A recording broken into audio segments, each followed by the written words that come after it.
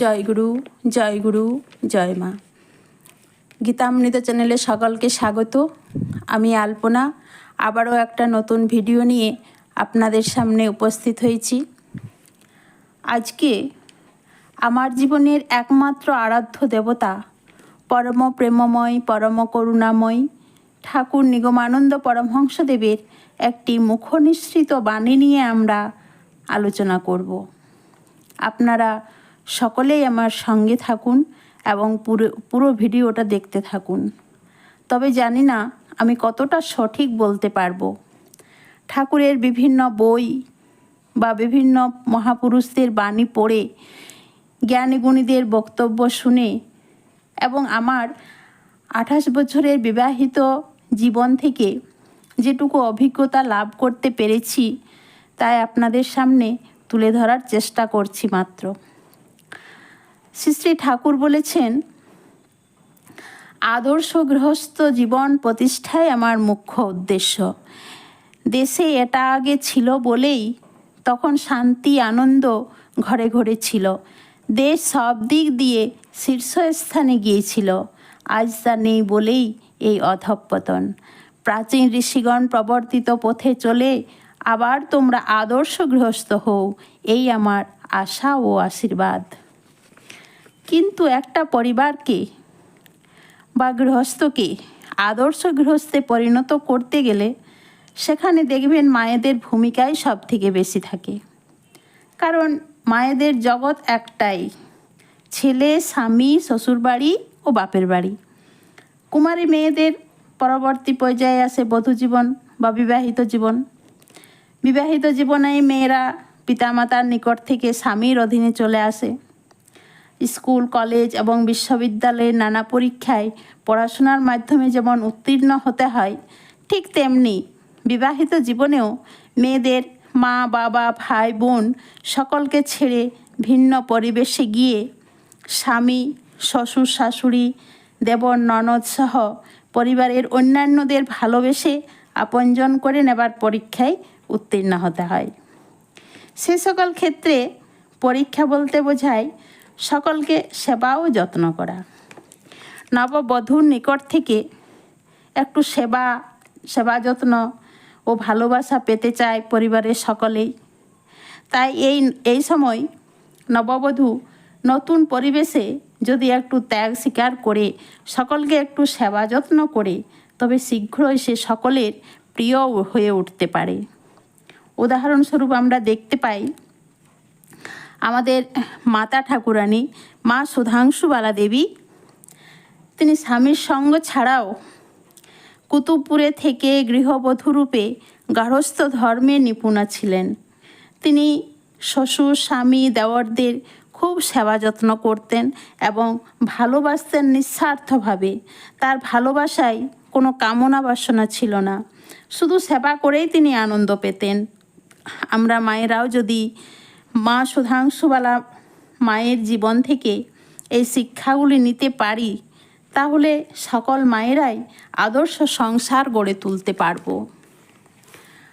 কারণ তারা সকলকে ভালোবেসে আদর যত্ন করে নিজের স্বার্থ ত্যাগ করে পরিবারকে গঠন করতে পারে মায়েরা। মায়েদের সেই ক্ষমতা ভগবান দিয়েছেন। ভগবান শ্রীকৃষ্ণ গীতার 10ম অধ্যায়ে 34 নম্বর শ্লোকে বলেছেন, কীর্তি শ্রীবাক চ নারীণাং স্মৃতির মেধা ধৃতি ক্ষমা। অর্থাৎ নারীদের মধ্যে আমি কীর্তি, শ্রী, বাণী, স্মৃতি, মেধা, ধৃতি ও ক্ষমা, এই সকল গুণাবলীর মাধ্যমে আমার ঐশ্বরিক মর্যাদা নিহিত রেখেছি। কীর্তি অর্থাৎ কৃতিত্বের পরিচায়ক কার্যকলাপ, শ্রী অর্থাৎ সৌন্দর্য, শোভনীয় আচরণভঙ্গি, বাক অর্থাৎ বাণী অর্থাৎ সংযত কথাবার্তা, স্মৃতি অর্থাৎ কোনো কিছু পাঠ করার পর কেউ যখন তা মনে রাখতে পারে, সেই বিশেষ গুণকে বলা হয় স্মৃতি। মেধা অর্থাৎ সেই পাঠ্য বিষয়গুলি হৃদয়ঙ্গম করা এবং প্রয়োজনে প্রয়োগ করা, তাকেই বলা হয় মেধা। ধৃতি অর্থাৎ যে সামর্থ্যের দ্বারা অস্থিরতাকে দমন করা যায় তাকেই বলা হয় ধৃতি বা ধৈর্য। ক্ষমা অর্থাৎ কেউ যখন সম্পূর্ণ যোগ্যতা সম্পন্ন তবুও বিনয়ী ও ভদ্র, এবং কেউ যখন সুখ ও দুঃখ উভয় সময়ে ভারসাম্যতা রক্ষা করতে সক্ষম হয় তার সেই ঐশ্বর্যকেই বলা হয় ক্ষমা। তাই লক্ষ্য করলে দেখা যাবে যে সমাজে যে কোনো সময়ে যখনই কোনো মহিলা যশস্বিনী হয়ে ওঠেন তার মধ্যে এইসব ঐশ্বর্য গুণ ফুটে ওঠে। এছাড়াও লজ্জা ও বিনয়ী ভাব হলো মেয়েদের ভূষণ, প্রীতিপূর্ণ ব্যবহার মেয়েদের সম্পদ, অনলস সেবাপরায়ণতা মেয়েদের তপস্যা, আর ধৈর্যই হলো মেয়েদের মহাশক্তি। এগুলো মেয়েদের সর্বক্ষণ স্মরণ রাখতে হবে এবং তা অনুসরণ করে চলতে হবে। সবসময় শ্বশুর শাশুড়ি স্বামী ভাসুর ননদ দেবর সহ পরিবারের সকলকে সহানুভূতিপূর্ণ সেবা করা মায়েদের কর্তব্য, এবং এগুলো যতটা সম্ভব মেনেই চলতে হয়। একটা পরিবারে স্ত্রীরা বা মায়েরা খুব গুরুত্বপূর্ণ। ওরা চাইলে একটা পরিবারকে ভাঙতেও পারে আবার গড়তেও পারে। তাই ছেলেদের বিয়ে করার আগে 10 বার ভাবতে হবে যে আমি যাকে বিয়ে করে আনছি তার স্বভাবটা কেমন, সে কি আমার বাবা মাকে দেখবে, সে কি আমার পরিবারকে ভালো যত্ন করে রাখবে, সে ভালোভাবে সকলের সেবা করবে তো, ওর মনটা কেমন, স্বভাবটা কেমন, চরিত্র কেমন, গুণ কেমন, ও কিভাবে অন্য লোকের সাথে কথা বলছে সেগুলি জানা কিন্তু খুব গুরুত্বপূর্ণ। সুন্দর স্বভাব থাকলে তবেই মেয়েটা সুন্দর। বাইরের মুখশ্রী সুন্দর হলেই যে ভেতরটা সুন্দর হবে এমন কোনো কথা নয়। তাই সবসময় ভিতরটা দেখতে হবে, বাইরে থেকে দেখে কিছুই বোঝা যাবে না। এবং এটা কি করে বুঝবো, তার জন্য এইসব ব্যাপারে পরিবারের বড়দের পরামর্শ এবং সাহায্য নেওয়া দরকার। কারণ সুসন্তান লাভেই হলো বিবাহের অন্যতম প্রধান উদ্দেশ্য।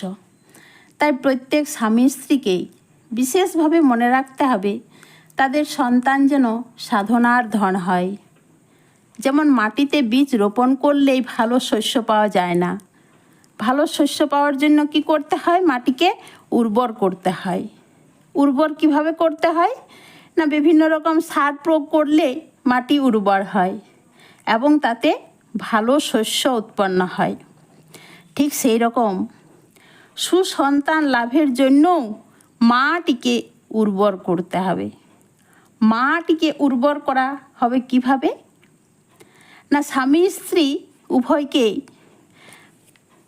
পিতামাতা হওয়ার পূর্বে সদ্গুরুর নিকট দীক্ষা গ্রহণ করে সাধন ভজন পূজা অর্চনার মাধ্যমে নিজেদের শুদ্ধ ও পবিত্র করতে হবে। একজন আদর্শ বধূ সংসারের নানা রকম কাজের ফাঁকেও গৃহদেবতার আসনের সম্মুখে প্রতিদিন পূজা অর্চনা প্রার্থনা ধ্যান জপ প্রভৃতির মাধ্যমে নিজেকে মা হওয়ার উপযুক্ত করে তোলার চেষ্টা করতে হবে। আর এটাই হলো মাটির উর্বরতা। যে পরিবারে স্বামী স্ত্রী খুব সুন্দরভাবে মিলেমিশে ঝগড়া না করে ভালোবেসে থাকবে সেখানে ভালো সন্তান উৎপত্তি হবে। আর যেখানে ভালো সন্তান থাকবে সেখানে একটা ভালো সমাজ সৃষ্টি হবে, এবং সেই সমাজের মধ্যে যারা থাকবে তাদের মধ্যেও শান্তি সমৃদ্ধি সব কিছু থাকবে। তাই তো ঠাকুর মহারাজ বলেছেন, তোমরা আদর্শ গৃহী হও, ইহাই আমার আন্তরিক কামনা। গৃহস্থ লইয়াই সমাজ, আর সমাজকে জাগাইতে হইলে আদর্শ গৃহীর বিশেষ প্রয়োজন। আশীর্বাদ করি তোমরা সমাজের সেই অভাব পূরণ করো। তা একটা শিশুর জীবন গঠন, প্রকৃত বিদ্যান করা, চরিত্র গঠন করা, জীবনের আদর্শ লক্ষ্য সম্পর্কে সচেতন করে দেওয়া, এগুলো পিতামাতার দায়িত্ব এবং কর্তব্য। বাল্যকালেই আমরা যদি সন্তানের মধ্যে ধর্ম চেতনা বা ধর্মবোধের বীজ রোপণ করে দিতে পারি, তাহলে ভবিষ্যতে তার বিকাশ না হয়ে পারে না। কিভাবে আমরা ধর্মচেতনা বা ধর্মবোধের বীজ রোপণ করব? না, ছোটবেলা থেকেই তাদেরকে বিভিন্ন মহাপুরুষের জীবনীয় বাণী যদি আমরা পাঠ্য বইয়ের সাথে সাথে ওগুলোও যদি আমরা পাঠ করাই, তাহলেই তাদের মধ্যে এ ধর্মচেতনাটা জাগবে। এছাড়া মঠ মন্দির বা সম্মেলন যেখানেই যায় না কেন তাদেরকে সঙ্গে করে নিয়ে যাওয়া, পুজোর সময় তাদেরকে ফুল তুলতে দেওয়া, পুজোর বাসন কোসন আনতে বলা বা ধুতে বলা, এইসব কাজগুলো যদি সাথে সাথে করায়, তাহলেই আমার মনে হয় তাদের মধ্যে ধর্মচেতনা বা ধর্মবোধের বীজ রোপণ হয়ে যাবে। সন্তানকে এই সমস্ত শিক্ষায় শিক্ষিত করতে পারলেই তবে প্রকৃত মানুষ তৈরি হবে। কিন্তু এখন এই সমস্ত বিষয়গুলি লক্ষ্য না রেখে সন্তানের স্কুল কলেজের পরীক্ষায় উত্তীর্ণ হওয়া, ভালো চাকরি লাভকেই পিতামাতা ধন্য বলে মনে করে থাকেন। ফলে সন্তান ডিগ্রিধারী বিদ্বান হয়েও পিতামাতার প্রতি শ্রদ্ধা ভক্তি বা শিষ্টাচার থাকে না। এর ফলে সংসারে অশান্তি, দ্বন্দ্ব, কলহ, বিচ্ছেদ লেগেই থাকে। সন্তানরা পিতামাতাকে পাঠিয়ে দেয় বৃদ্ধাশ্রমে। তারা ভালো চাকরি করে বড় বড় বাংলো বা ফ্ল্যাটে তারা বাস করে। বৃদ্ধ বাবা মাকে রাখতে সেখানে তাদের লজ্জা বোধ হয়। এর একটাই কারণ, আমরা তাদের সেই শিক্ষাগুলি দিতে পারিনি। তো কোন গুণগুলি আমাদের মধ্যে থাকলে আমরা গৃহস্থ জীবনে আনন্দে থাকতে পারবো?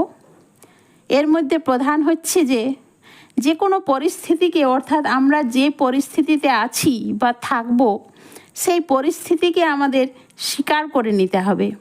কিন্তু এখন সবার সহ্য শক্তি কমে গেছে। নিজের ইচ্ছা মতো জিনিসটা যদি না হয় তাহলে সেটা সহ্য করতে পারে না। সব সময় সবাই চায় নিজের ইচ্ছা মতো যেন সব কিছু হয়। কিন্তু আমাদের উচিত যে কোনো পরিস্থিতিকে মেনে নিয়ে আনন্দে থাকা, কারণ পরিস্থিতিকে আমরা পরিবর্তন করতে পারবো না। বর্তমানে অনেক ক্ষেত্রেই দেখা যাচ্ছে মা যথাযথভাবে দায়িত্ব পালন না করায় সন্তান বিপথে চলে যাচ্ছে এবং একান্নবর্তী পরিবারগুলো ভেঙে চুরমার হয়ে যাচ্ছে এবং পরিবারে নানা রকম অশান্তিও সৃষ্টি হচ্ছে। তাই সংসারে থাকতে গেলে আমাদের দুই রকম সম্পর্ক নিয়ে থাকতে হয়। একটা হলো ঠাকুরের সাথে সম্পর্ক এবং অন্যটা হলো নিজ পরিবার, আত্মীয় স্বজন, বন্ধুবান্ধব সকলের সঙ্গে সম্পর্ক। আর এই দুটো সম্পর্কের মধ্যে একটা ব্যালেন্স থাকা প্রয়োজন আছে। কেননা ঠাকুরের সঙ্গে সম্পর্ক যদি ভালো থাকে আর অন্যান্যদের সঙ্গে যদি সম্পর্ক খারাপ থাকে, তাহলে আস্তে আস্তে ঠাকুরের সাথে সম্পর্কটাও খারাপ হয়ে যাবে। কেননা আমরা ঠিকমতো ঠাকুরের জপ ধ্যান করতে পারবো না, জপ করতে পারবো না। তাদের কথায় জপ করার সময় তাদের কথাই মনে পড়বে। ঠাকুরের সেবা করতে পারবো না, নির্দেশ পালন করতে পারবো না। এর ফলে কি হবে? আমাদের আধ্যাত্মিক উন্নতি করতে আমরা পারবো না। আর যদি আমাদের আত্মীয়দের সঙ্গে সম্পর্ক খুব ভালো আর ঠাকুরের সাথে ভালো না থাকে, তাও বেশি দিন চলবে না। ঠাকুরকে ধরেই তো আমাদের থাকতে হবে। তাহলে আমাদের দুটো সম্পর্কই খুব গুরুত্বপূর্ণ। তাই আমরা যদি আমাদের গৃহস্থ জীবনটা সুন্দর করে গড়ে তুলতে চাই, তাহলে ঠাকুরকে প্রয়োজন। তিনি না থাকলে জীবনটা শূন্য হয়ে যাবে। তাই ঠাকুরের একটা বাণী দিয়েই আমি আজকের এই ভিডিওটা শেষ করব। ঠাকুরের সেই বাণীটা হলো, ঠাকুর বলেছেন, আমি চাই তোমরা আদর্শ গৃহী হও। শুধু সন্ন্যাসী হয়ে বনে গেলেই ভগবান লাভ হয় না। গৃহে থেকে আদর্শ গৃহী হয়ে ধর্ম সাধন করলেও ভগবান লাভ হয়। আমি সেই কথাই প্রচার করতে চাই। তোমরা শরীরে, মনে, কাজে, চিন্তায় সৎ হও, বলিষ্ঠ হও, গরিষ্ঠ হও, সত্যকে আশ্রয় করে চলো। এক সত্যই সব দিতে পারে। এমন মধুর ব্যবহার ও অমায়িক আচরণ তোমরা দেখাবে, জগতে যেন সকলের আদরের এবং ভালোবাসার পাত্র হতে পারো। ঠাকুরের এই বাণী দিয়ে এবং ঠাকুর চরণে অনন্ত কোটি প্রণাম জানিয়ে এবং সমস্ত দর্শক ও শ্রোতা বন্ধুদের জয়গুরু সম্ভাষণ জানিয়ে আজকের ভিডিওটা আমি এখানেই শেষ করছি। সকলেই ভালো থাকবেন, সুস্থ থাকবেন, আনন্দে থাকবেন এবং আমার ভিডিও ভালো লেগে থাকলে একটা লাইক দিয়ে কমেন্ট করবেন। আর যদি মনে করেন ভিডিওটা কারো প্রয়োজনে আসতে পারে তাহলে অবশ্যই শেয়ার করে দেবেন এবং আমার চ্যানেলে নতুন হয়ে থাকলে চ্যানেলটা সাবস্ক্রাইব করে রাখবেন নিত্য নতুন ধর্মীয় ভিডিও পেতে। আজকে তাহলে আসি। জয় গুরু, জয় গুরু, জয় মা।